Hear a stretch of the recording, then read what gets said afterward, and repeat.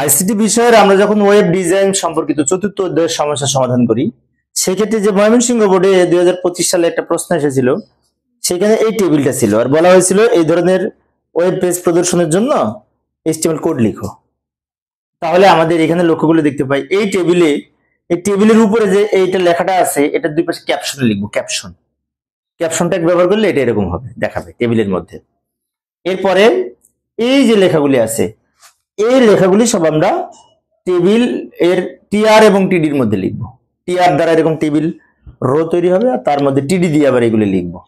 প্রথমটা টিএইচ এর মধ্যে লিখলেও হতো, সমস্যা নেই। তো যাই হোক, আমি যাই সমাধানের চেষ্টা করি। প্রথমে কি লিখবো মনে আছে? Doctype HTML. Doctype HTML দ্বারা ডকুমেন্ট টাইপ এইচটিএমএল বোঝায়, এটি দ্বারা HTML5 ভার্সন নির্দেশ করে। এরপরে HTML এর ওপেনিং ট্যাগ লিখবো এবং এই বডির ওপেনিং ট্যাগ লিখবো, কারণ বডির মধ্যে টেবিলটা তৈরি করব। বডির ওপেনিং ট্যাগ লেখার পরে টেবিল তৈরি করার জন্য টেবিল ট্যাগ ব্যবহার করব। টেবিলের মধ্যে আমি 3টা অ্যাট্রিবিউট ব্যবহার করেছি। বর্ডার সমান 1 লিখেছি দাগগুলি দেওয়ার জন্য, সেল স্পেসিং 0 করেছি দাগগুলি সলিড আকারে দেওয়ার জন্য। সেল স্পেসিং 0 না করলে এই দুই দাগের মধ্যে স্পেস থেকে যাবে, ডাবল দাগ মনে হবে, সেজন্য। আর উইড সমান 50% দিয়েছি, ফলে কি এরকম প্রস্থ বেড়ে গেছে। আমি যদি উইড সমান 50% না দিতাম, তাহলে টেবিলটা চিকন হতো। এখানে যত পার্সেন্টেজ বাড়াবো তত টেবিলটা এরকম প্রস্থ হবে, বাড়বে। আচ্ছা, এবার এই রোলের দুই পাশে লিখবো ক্যাপশন। এই যে ক্যাপশন ওপেন, ক্যাপশন ক্লোজ, মাঝখানে রোল নং 101, যা আছে তাই লিখবো। দুই পাশে খালি ক্যাপশন লিখবো এখানে লেখার জন্য। ক্যাপশন ট্যাগ টেবিলের মধ্যে ব্যবহার করা যায়, এই উপরের এটার জন্য আমরা ক্যাপশন আকারে লিখেছি। এরপরে এইটা তৈরি করার জন্য টিআর ব্যবহার করব। অ্যালাইন সমান সেন্টার লিখলাম মাঝখানে নেওয়ার জন্য। সাবের দুই পাশে টিডি, সাবজেক্টের দুই পাশে টিডি, মার্কসের দুই পাশে টিডি, টোটালের দুই পাশে টিডি। এখানে কোনো ঝামেলা ছিল না, কারণ এখানে কোনো রো বা কলাম মার্কস করেনি, সেজন্য জাস্ট দুই দিকে টিডি লিখেছি আর মাঝখানে যা ছিল সেগুলি লিখেছি। এখানে একটি বিষয়, টিডি দ্বারা টেবিল ডেটা বোঝায়, টেবিল ডেটা মানে টেবিলের তথ্য, এবং টিডি দ্বারা সেল তৈরি হয়, সেল। যেমন টিআর ওপেন, টিআর ক্লোজ, এটা দ্বারা এই রোটা, টোটাল লম্বা রোটা তৈরি হবে। ওর মধ্যে কয়টা ঘর ছিল? 1 2 3টা। তাহলে পাশাপাশি এরকম ঘরগুলা তৈরি করার জন্য আবার টিআর এর মধ্যে টিডি লিখতে হবে। এখানে একটি বিষয় বলে রাখি, এই তোমার নাম কি জানো? সাদিকা। সাদিকা, তুমি এর আগে একটা প্রশ্ন করেছিলে যে এই অ্যালাইন সমান একবার টিডির মধ্যে লিখছি, একবার টিআর এর মধ্যে লিখছি, কোনটা সঠিক? আসলে অ্যালাইন সমান সেন্টার এই কথাটা টিডির মধ্যে লিখলেও হবে, আবার টিআর এর মধ্যে লিখলে হবে। অ্যালাইন সমান সেন্টার লেখার অর্থ হচ্ছে লেখাগুলি মাঝখানে যাবে।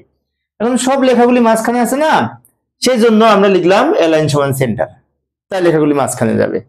এখন এই টিআর এর মধ্যে অ্যালাইন সমান সেন্টার যদি না লিখতাম হতো, তাহলে এই অ্যালাইন সমান সেন্টার টিডির মধ্যে লিখতে হতো, তখন 3বার লিখতে হতো। যেহেতু আমি টিআর এর মধ্যে অ্যালাইন সমান সেন্টার লিখেছি, তাই এই টিআর আর এই টিআর এর মাঝখানে যতগুলো টিডি থাকবে সবগুলাই মাঝখানে চলে যাবে অটোমেটিক। কোন বইতে তোমরা হয়তো দেখবে, সাদিকা, কোন বইতে তোমরা হয়তো দেখবে যে এই টিডি মধ্যে অ্যালাইন সমান সেন্টার লিখেছে, তখন দেখবে সব টিডির মধ্যে লিখেছে।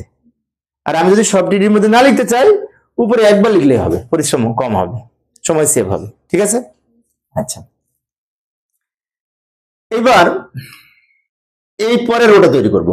তো পরের রোর মধ্যে বাংলা 50 আর এই 230, এই 3টা হবে, 1 2 3।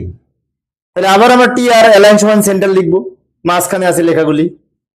এরপরে বাংলার দুই পাশে টিডি, 80 দুই পাশে টিডি।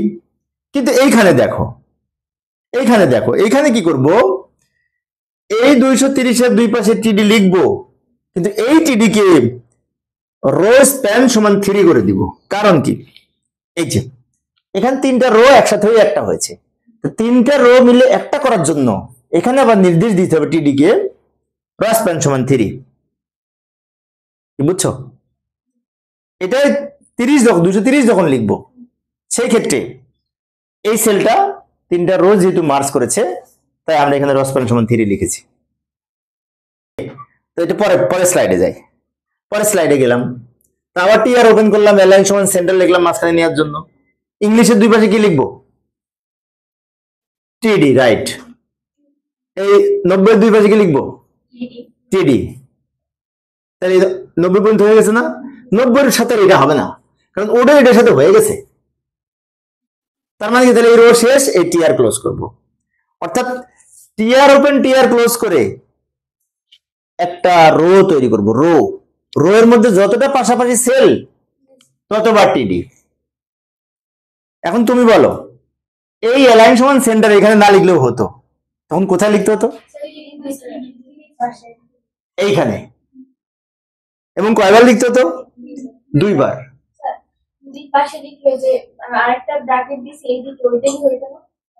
হ্যাঁ, এটা মনে করে এইখানে লিখতে হবে, এই জায়গাটায়। এই জায়গায় লিখলে এই অ্যাঙ্গেল ব্র্যাকেটটা দূরে চলে যেত।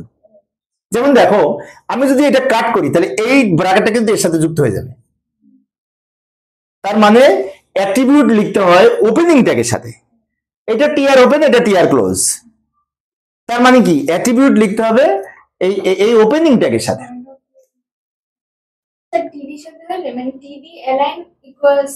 এই হলুদটা এই টিডির মধ্যে প্রবেশ করতো। ওকে, হ্যাঁ দেখো, টিআর অ্যালাইন সমান সেন্টার লিখলাম। আবার এবারে এই আইসিটি দুই পাশে টিডি, শার্টের দুই পাশে টিডি। এবার লাস্টে কি কি ক্লোজ করবো বলো? Table close, body close, HTML close. তোমার কাছে প্রথম তো ভালোই পারতেছো, প্রথম আজকে তোমাদের এইচটিএমএল এর ক্লাস, ভালোই তো পারতেছো।